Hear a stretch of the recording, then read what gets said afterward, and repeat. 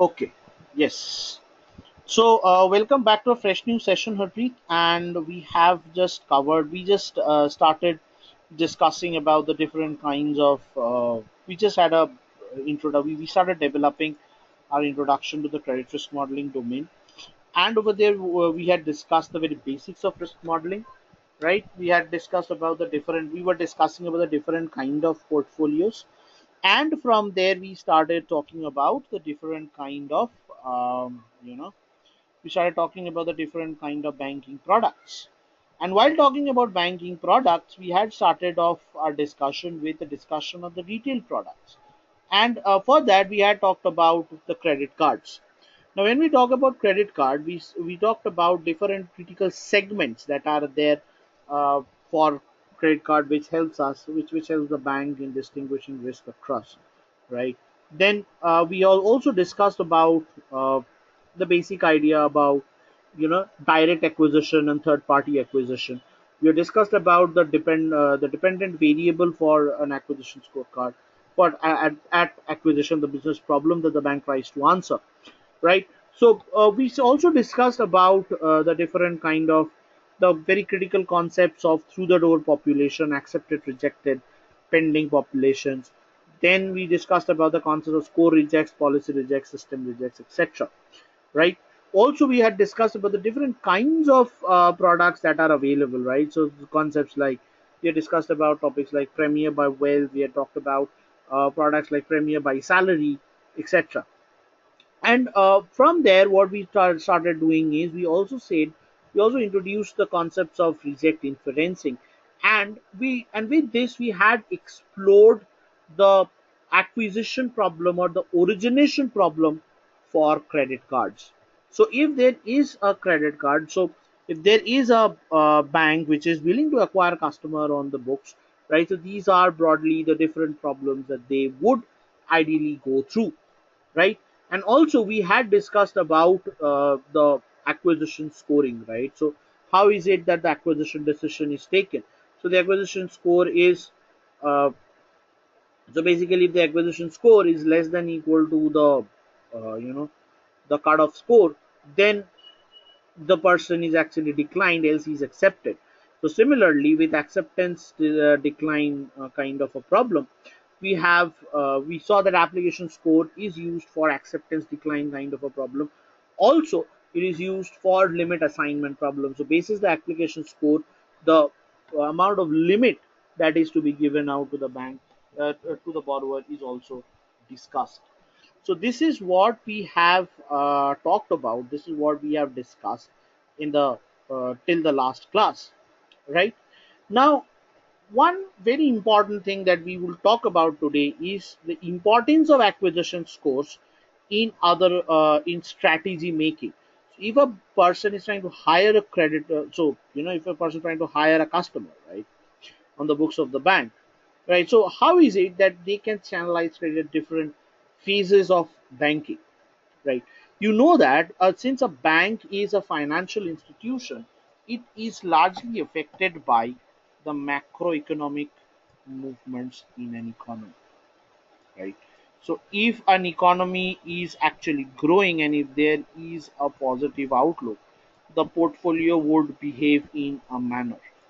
However, if that does not happen,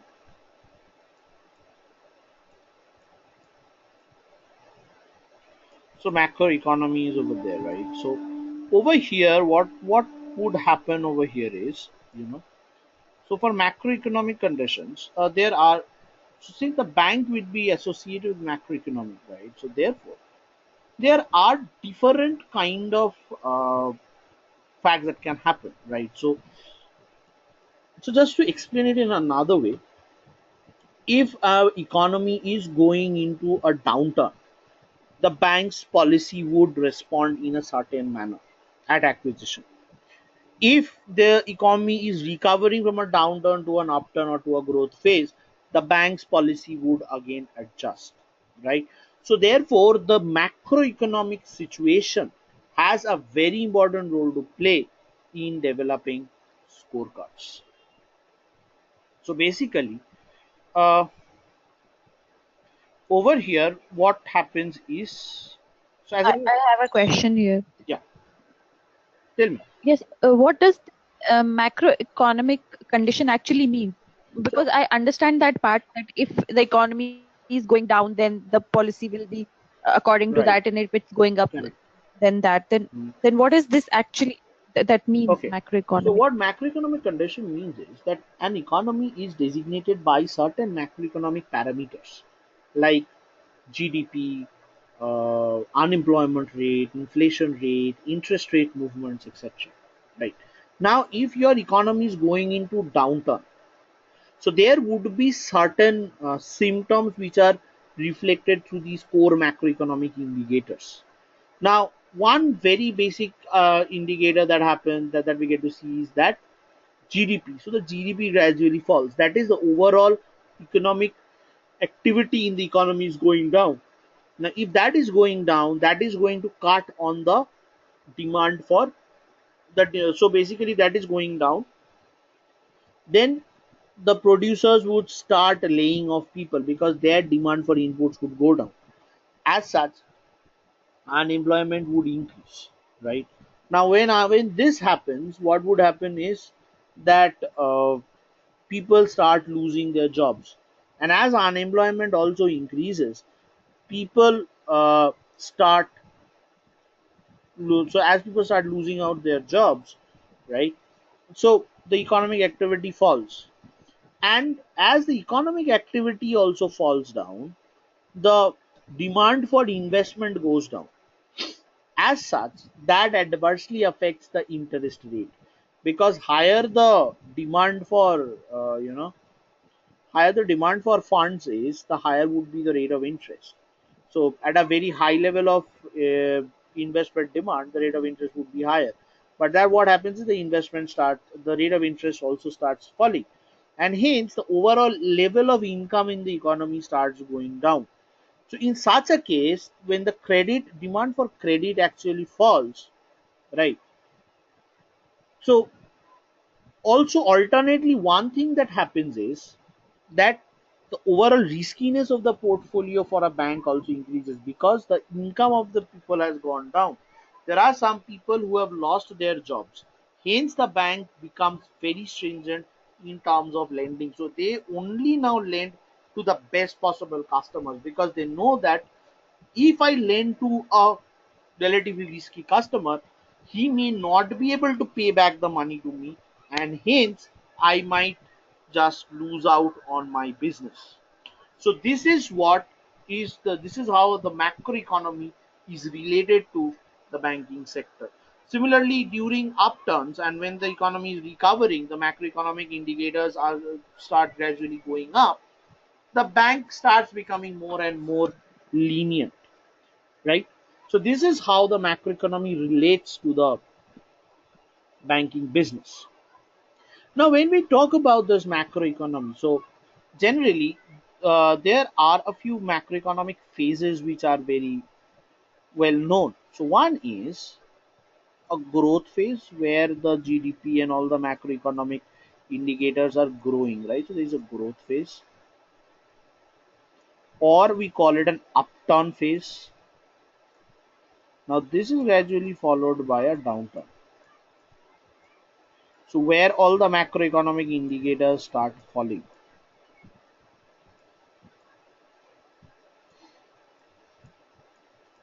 down.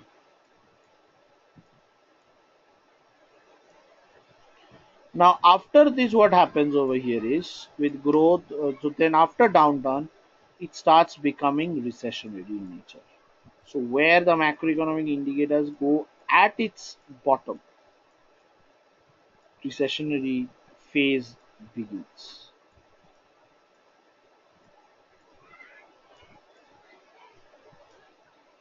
And finally, what happens is gradually the recovery phase comes up, and then again things starts becoming stable. Now, application scores can be, or the application scorecards, or I mean, the application scores can be used to, or can be adjusted to channelize credit to different people, to optimally channelize credit during different stages of these macroeconomic movements, right? Now, out of all these phases, the most dangerous phase is the recessionary phase, or the downturn and the recessionary phase. So these two are the most important part where the bank needs to be very serious about the type of credit that they are channelizing.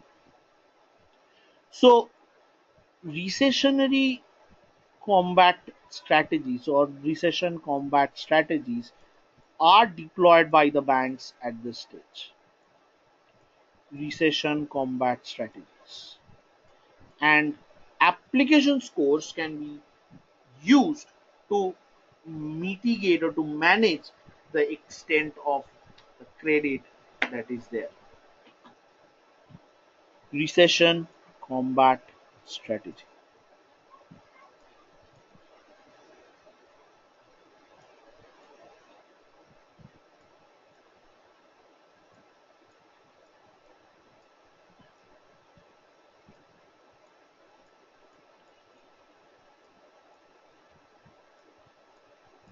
Strategy.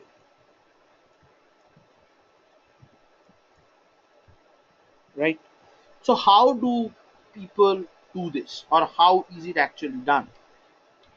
So basically, first of all, one very important change which is seen in an acquisition strategy for credit cards for combating recession is that the cutoffs increase. The cutoff application score increases.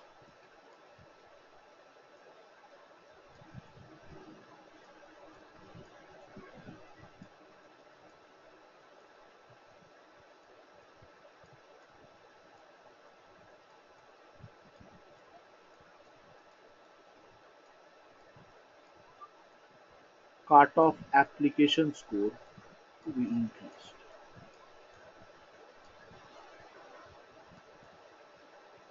Cutoff application score is increased.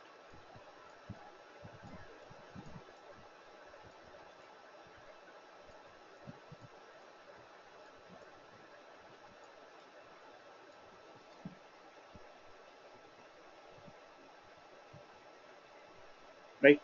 So with the moment this application or this cutoff application score is increased,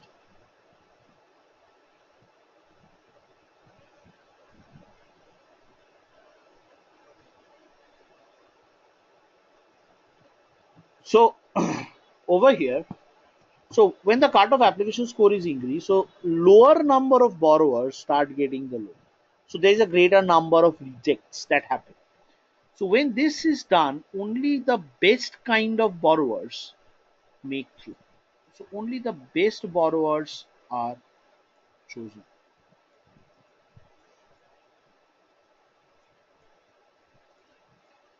So only the best borrowers get through, right? Because through this cutoff application, so the best borrowers get through.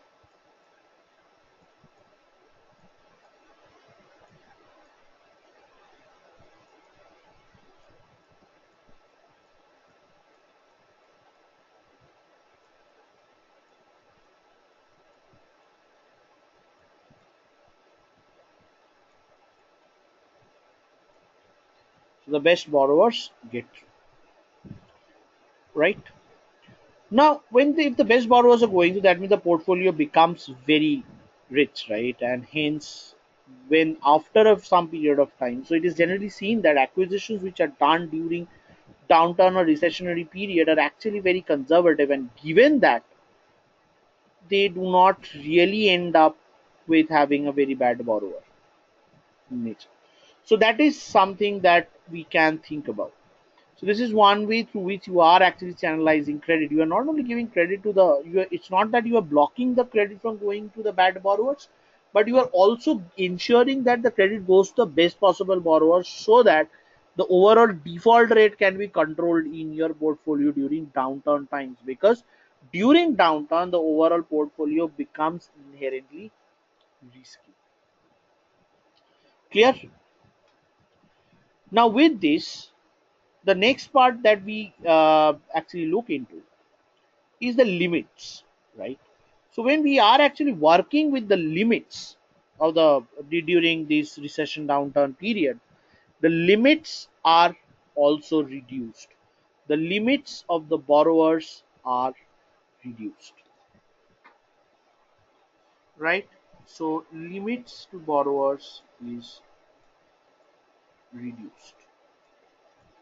So basically, the borrowers get a relatively lower amount of limit. Hence, the overall receivables of the portfolio may go down, but the distribution goes, or the major concentration of the buckets happen towards the non-delinquent buckets. So limit is also reduced during downturn times, right? Limit reduced. So these are the different ways through which the application score can be used to combat downturn. So to control the credit and to create a pro good borrower kind of a distribution. Right. The limit of the credit limit is reduced. So that's by the limit I mean the limit of the credit card is reduced. So the limit of amount booked is actually reduced. Clear? Fine.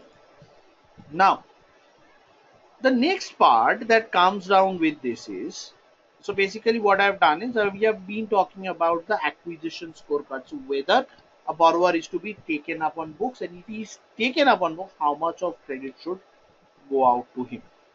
So this is what we have discussed till out over here in this portion. The next part that we talk about over here is the behavior scorecard. So we need to Uh, yeah. uh, yes. Yeah. In the credit products, we discussed premium and advanced. I think we did not discuss the mass one. Yeah, I'll come to that. I'll come to that. Remember that. Oh, okay. Okay. So basically, when we are talking about credit cards, so these are the three different kind of products, right? The mass product is something which is available to everyone, right? So premier products is for the niche, the most niche customer base that the bank can have, right? The advance is mostly for people, so it's for people who have sufficient decently high amount of salaries, right? And that there are respective cutoffs, and that there is this, and they have these demand deposits, and they have the relationship balance with them. Now mass credit products are generally given out to people, to anyone, right? So to the mass borrowers, so they need not necessarily be relationship borrowers. They can have these cards can have very low amount of limits. It can have very low rate of interest. It will have a it will have a rate of interest which is relatively lower than which might be relatively higher than advance or premier because of the trust issues, and the facilities on this card would be limited, right? So this is what the idea of these credit card products are. So there are different kinds of products, right? So I'm just talking about the products at a very broad level. I'm not talking about any specific kind of product. So products, such credit card products differ from borrower to from banks to banks.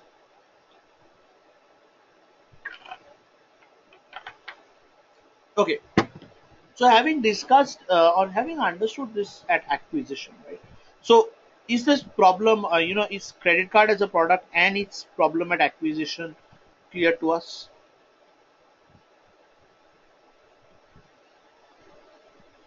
Yes, it is clear. Great. So now after this, we'll move into assess the, we'll move into discuss about the behavioral part of a credit card. So when a credit card is given to a borrower, now the borrower starts using the credit card. Now, what are the challenges that a bank can face, and now what are the sources of riskiness which starts appearing for the borrower? I mean, riskiness which starts appearing for the bank. So now the next part that we bring about over here is the behavior part of the behavioral part.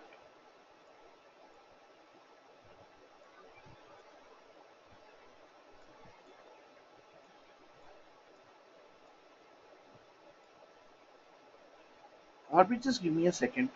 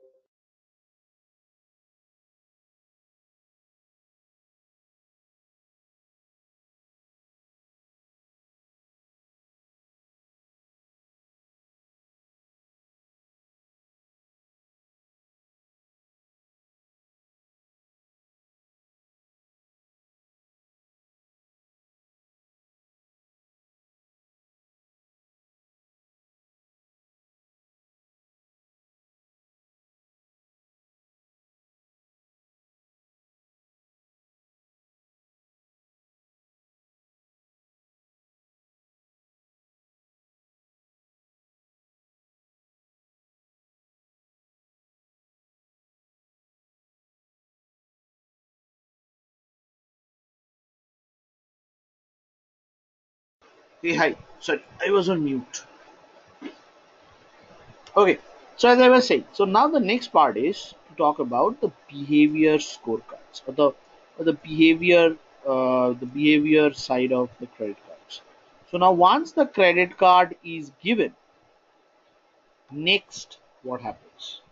So now as a borrower, I have started spending on the credit cards and I'm paying back. Now it is very important to monitor that account, right? So that account needs to be managed, or that needs to be monitored.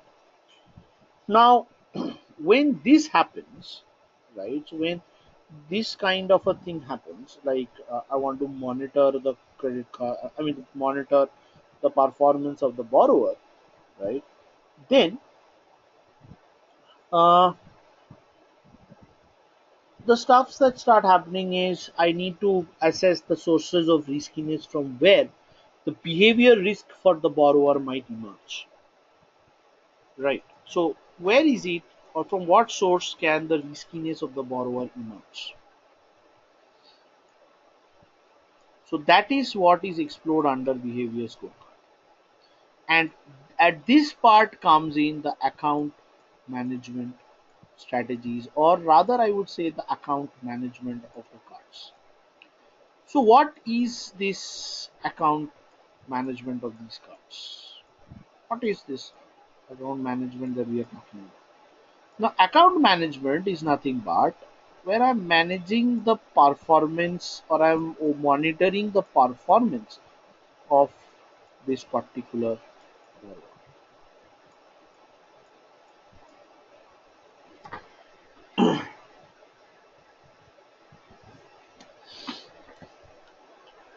So under account management, the following are the important things which are done.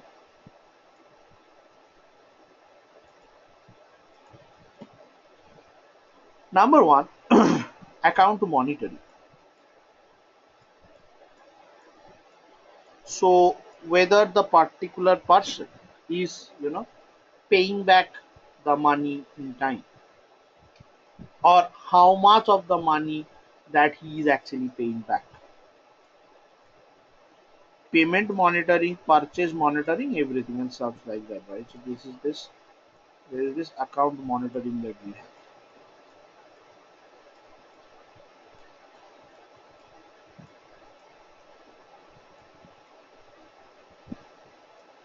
the account monitor. Now over here, the payment pattern, purchase pattern, all these are purchase pattern.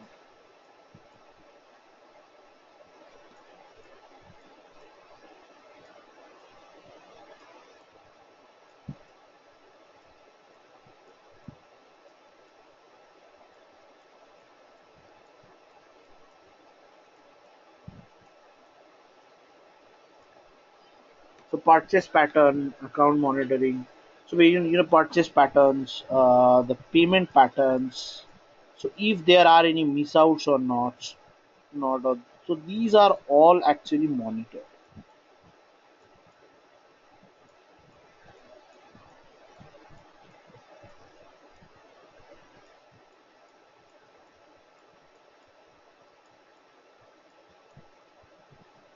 So payment patterns. So basically it would be purchase patterns, it could be payment patterns.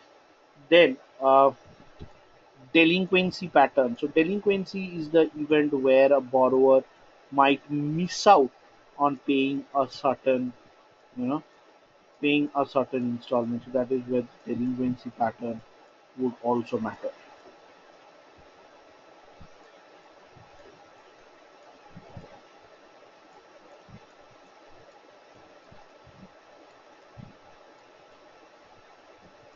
There is delinquency pattern. Then you also manage the account in terms of offering certain offers to the account, giving strategies to activate account or account activation strategies as well.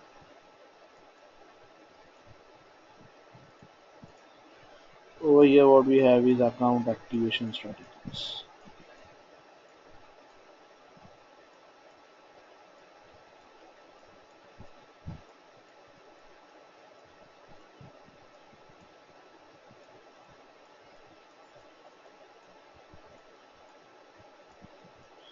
So there is account activation strategy. So over here, you know, to identify what should be whether an account has been inactive, why has the account been inactive, and so on. So basically, account activation and account management. So so to offer credit activation incentives,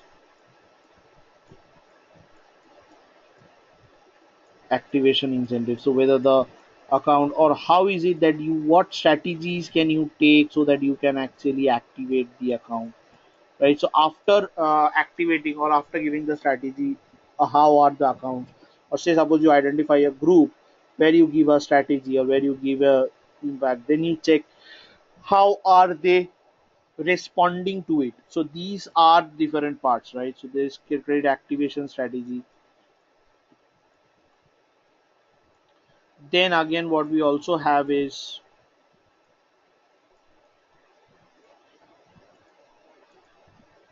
like account limit strategy. So basically, you are trying to give him the credit limit, or you are trying to give them the CLI, or a credit limit decrease or a credit limit increase, etc. Right. So over here, what we have is a CLI. What we have is a CLD, or a credit limit decrease, as we call it. So there are these different kinds of accounts which are there, right? So we have account monitoring, we have account activation, but etc. So basically, the idea is to assess the overall behavior of the account. So this is where the entire idea is, to assess the behavior of the account.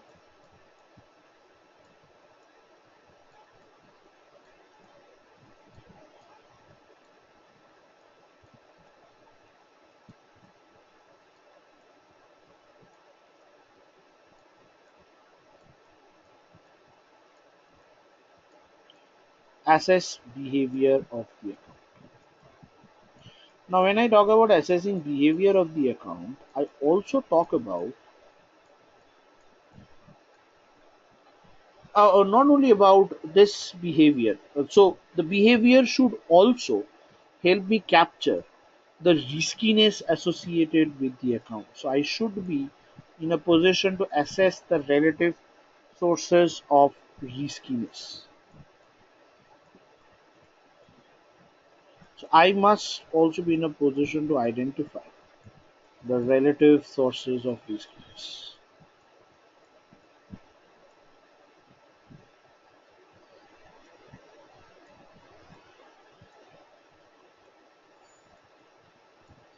The relative source of riskiness.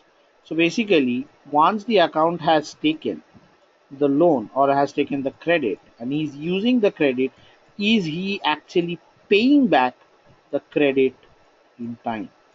Right? So there is a relative source of riskiness in the borrower, among the borrower, right? So when I have this or when I want to look into this, so as a risk professional, what type of risk do I want to identify at this behavior stage? So the risk that I want to assess at this stage is that whether the borrower is willing to pay back the loan or not. So the next part that I look into over here is the willingness to pay back.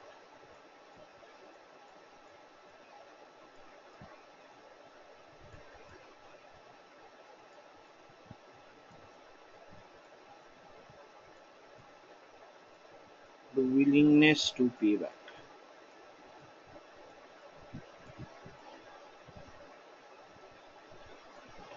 So this is what I want to actually estimate. And if I want to estimate this willingness to pay back, what am I? So what is my business problem over here? My business problem over here is I want to know what are the chances that the borrower is going to default. Basically, y equals to 1 if the borrower defaults.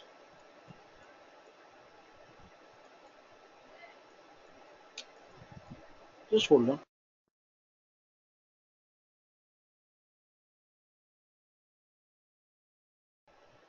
So if the borrower defaults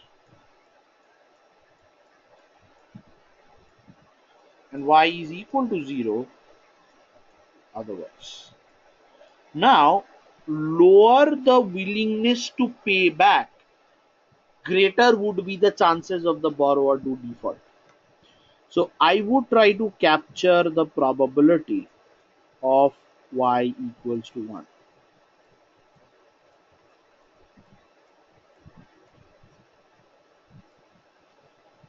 right? So y equals to 1 if the borrower defaults, equal to 0 otherwise, right? So this is where this probability of y equals to 1 comes up. So if I know that the probability of the borrower to default is, so if the willingness to pay of the borrower is lower, higher are his chances of default. Clear? So this is what the overall idea is at the behavior stage, right? So now the problem that happens over here is that how do I capture this willingness payback? How can this be captured? So the idea over here is how can I capture?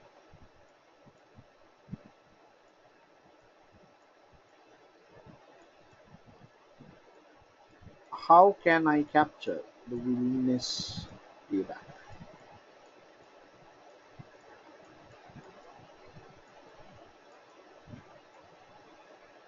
How can I capture this? Right. Now observe that at the behavior stage, the risk for the credit card arises from two sources or two broad sources. For a credit card, risk arises from two broad sources. One is the drawn up amount, so the amount that the person has actually drawn out, or the drawn portion of the limit,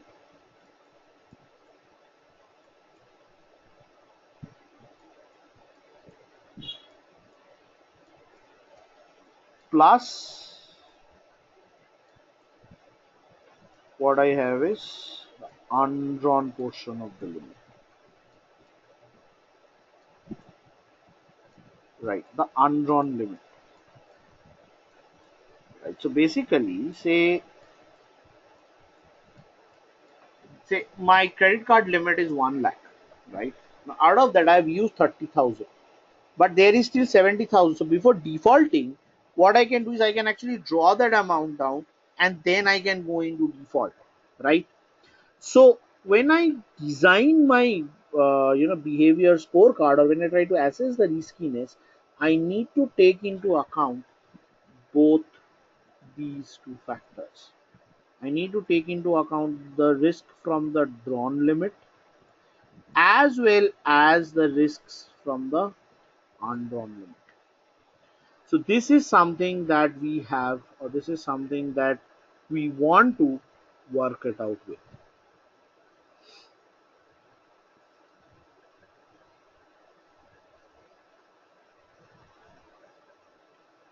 right?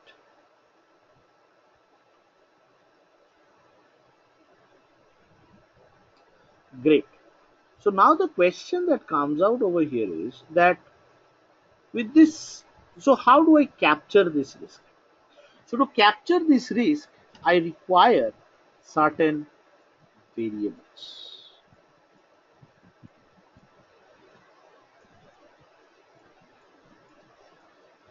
right? We require certain variables, or as we will call them later, as we call them, the drivers of risk. Now, it is very important that these drivers of risk be identified very carefully. And when we talk about variables, there are two broad type of variables. One is a primary variable, and the other is a derived variable. And we'll see that how is it that these can be captured, or these can be used to capture the risk of the borrower or the credit card at its behavior stage, right? So primary, and the second part is the derived variable,